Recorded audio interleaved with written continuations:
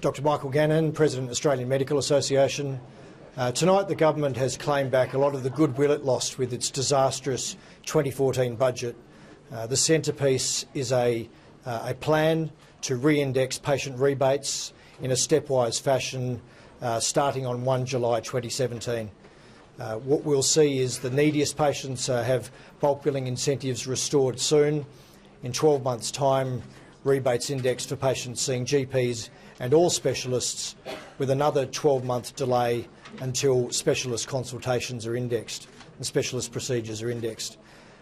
This is not everything that we would have liked to have seen. We would have liked to have seen full indexation 1 July this year. But what it does show is a minister who has recognised previous faults, who has indicated a willingness to engage, be constructive, and we welcome the fact that they now have the clear air to try and negotiate on other important areas of health reform. What I want to see now is the conversation switch to certain sustainable public hospital funding. We need to see more investment in prevention. But what we see in this budget is some certainty for patients around Australia. The Australian people told the government what they thought of their health at the last election. They said they're prepared to pay more, but they want the government to look after their health. So what we see here is the neediest patients provided support when they go and see GPs and other specialists. We see the government listening to the AMA's calls to invest in Indigenous health through the rheumatic heart disease strategy.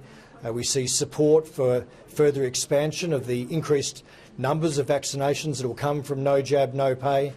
And we're happy to support the government in their shared vision for increased investment in Australia's health system.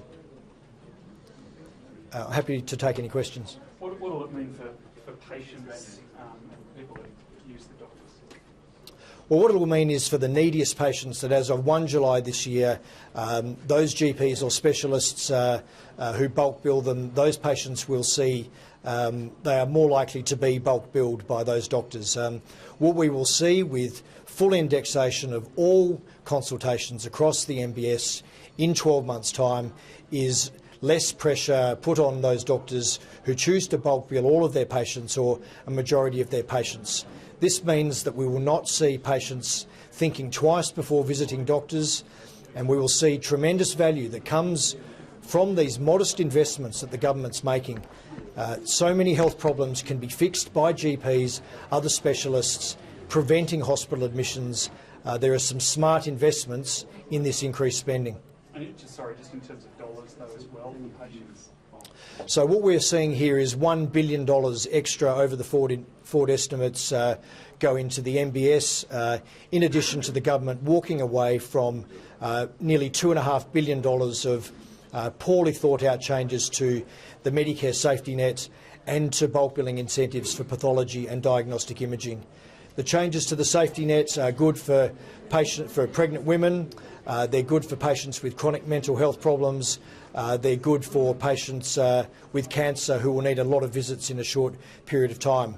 The changes to bulk billing incentives for pathology and diagnostic imaging recognise the importance of tests to the decisions that clinicians make every day in GP surgeries in specialist rooms around Australia.